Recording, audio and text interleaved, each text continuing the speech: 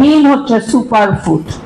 পৃথিবীর যেখানেই যান না কেন, আর কিছু পান আর না পান, আপনি ডিম এবং দুধ অলমোস্ট পেয়েই যাবেন। আমরা জানি ডিমের দুইটা পার্ট, সাদা পার্ট হোয়াইট পার্টে কিন্তু অনলি প্রোটিন, ফ্যাট বা কার্ব কিচ্ছু না, কিন্তু কুসুমে বাকি সব কয়টা নিউট্রিয়েন্ট আছে। অতএব আমরা যখন ডিম খাবো তখন হোল এগ, পুরো ডিমটা খাবো। কুসুম কখনোই আমরা বাদ দিব না, একান্ত ডিজিজ ওরিয়েন্টেড থেরাপিউটিক ম্যানেজমেন্ট ছাড়া।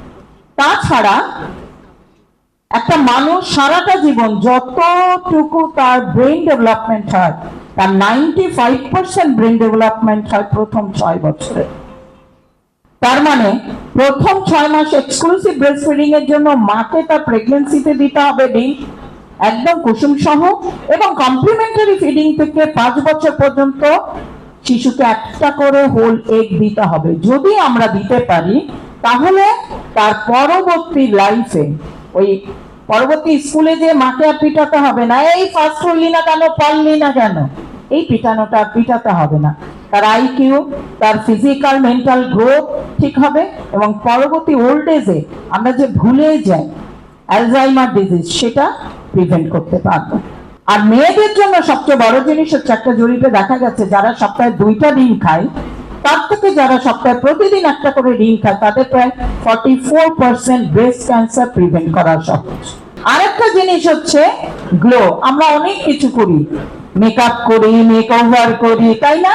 কিভাবে আমাকে একটু সুন্দর দেখা যায়, কিন্তু অ্যাকচুয়ালি সৌন্দর্যটা ভেতর থেকে তৈরি হয়।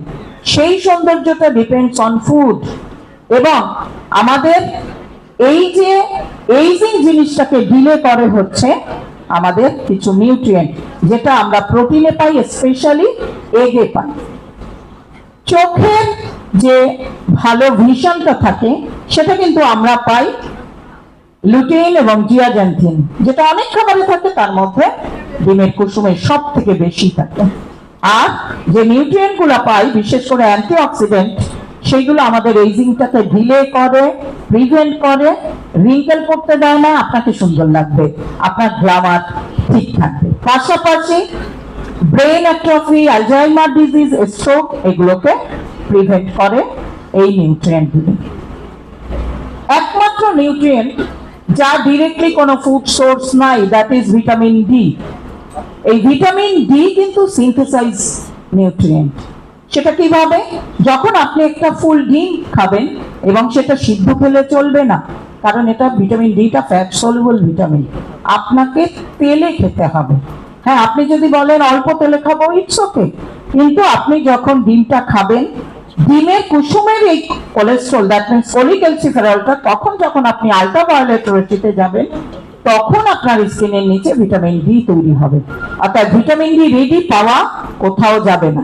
অর্থাৎ আমরা আমাদের ভিটামিন ডি ডেফিসিয়েন্সি ম্যানেজ এবং প্রিভেন্ট করার জন্য ওষুধ খাবো না, আমরা প্রতিদিন ডিম কুসুম সহ খাবো।